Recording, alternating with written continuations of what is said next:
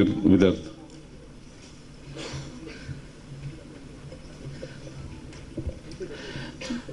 பத்திரிகை தொலைக்காட்சி நண்பர்களுக்கு என் பணிவார்ந்த மாலை வணக்கம். உலா இந்த படம் ராஜமௌலி சார் இந்த படத்தில் நடிக்கிறீங்கன்னு சொல்லி மீட் பண்ணாங்க. அப்போ நான் கதை என்னன்னு கேட்டேன். அப்போ அவர் கேட்டார், படிக்கிற பழக்கம் இருக்கா அப்படின்னு. இருக்குது, கூத்துக்கோட்டையில் அதான் செஞ்சுட்டு இருந்தேன் நிறைய. அப்போ அவங்க ஸ்கிரிப்ட் கொடுத்தாங்க. அந்த ஸ்கிரிப்டை படித்தோடனே நான் அப்புறம் ஈவினிங் போய் மீட் பண்ணேன். ரொம்ப சூப்பர் ஸ்கிரிப்ட். அது என்னென்னா, இந்த படத்தில் நடிக்கிற நடிகர்களை விட இந்த படத்தை இயக்குற இயக்குனரும் கேமராமேனுக்கு தான் அது ரொம்ப வேலை ஜாஸ்தி. ஏன்னா அவ்வளோ ஒரு தொடர்பு, ஓப்பனிங் ஃபஸ்ட்டுலேருந்து எண்டு வரைக்குமே அவ்வளோ டைட்டாக இருந்தது. ஏன்னா நான் முதல்ல 1 ஹவர் படிச்சுட்டு வச்சு அப்புறம் மறுபடியும் அப்புறம் படிச்சுக்கலான்னு புக்கை மூடி வச்சேன். திருப்பி மறுபடியும் படிக்கும்போது எனக்கு ஆரம்பத்துலேருந்து வரணுங்கிற ஒரு விஷயம் வந்தது. ஏன்னா அவ்வளோ டைட்டாக இருந்தது. நான் அப்போ தான் சொன்னேன், ரொம்ப எக்ஸலண்ட் ஸ்கிரிப்டுங்க, இதை உங்களுக்கு தான் வேலை, எங்களுக்கெல்லாம் வேலை ரொம்ப கம்மி.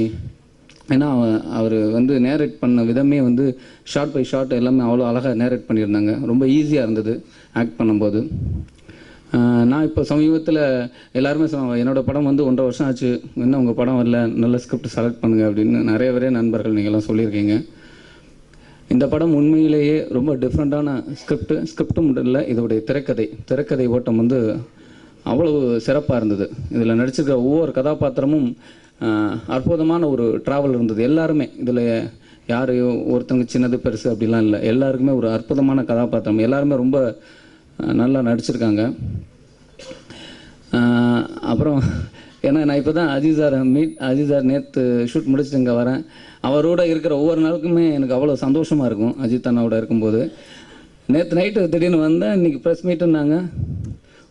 நான் வந்துடுறேன் அப்படின்னா, அப்புறம் நைட்டு என் தம்பி ஃபோன் பண்ணி சொன்னான், சிங்கப்பூர்லேருந்து பிராவோ இதில் ஒரு டான்ஸ் ஆடுறாராமே அப்படியா அப்படின்னு எனக்கு தெரிஞ்சிருக்குமே சொல்லு அப்படின்னா தயாரிப்பாளருக்கு கேட்டேன், என்ன சார் டான்ஸ் ஆடுறாங்களா? ஆமாம் அதான் சொன்னேன் உங்களுக்கு அப்படின்னு. நீங்கள் என்ன சொன்னீங்க, உங்களுக்கு சொல்லிட்டாங்களான்னு சொன்னீங்க? சொல்லிட்டாங்க தெரியும் நான் நான் அவர் நினச்சா இதை நான் சொல்லிட்டேன் அப்படின்னு. எனக்கு ரொம்ப சந்தோஷமாக இருந்தது. ஏன்னா எனக்கு ரொம்ப பிடிச்ச விளையாட்டு கிரிக்கெட். இப்போ நான் கால் அடிபட்டதுலேருந்து கிரிக்கெட் விளையாடுறதில்ல. ஐபேடில் நெட்டு எதெல்லாம் பார்க்குறதில்ல, கிரிக்கெட் விளையாடுறது மட்டும்தான். அதுவும் கிரிக்கெட் விளையாடும்போது சென்னை தான் சூஸ் பண்ணுவேன். அப்புறம் அதில் விளையாடணுன்னா பிராவோலாம் நம்ம காசு கொடுத்து வாங்கணும். காசு கொடுத்து வாங்குறதுக்கு இப்போ இவரை வாங்குறதுக்காகவே நான் கேம் நல்லா விளையாடணும். 2000 ரூபா அதில் ஜாஸ்தியாகும் ஒரு கேமு. அவரை வச்சு தான் விளையாடுவேன். இப்போ எனக்கு அதுவும் இல்லாமல் ஒவ்வொரு மேட்ச் பண்ணும்போதும் அவருடைய டான்ஸ் நம்ம நிறைய பார்த்துருப்போம். எனக்கே ரொம்ப பிடிக்கும் அவருடைய கங்கம் ஸ்டைல் ஆட்டங்கள்.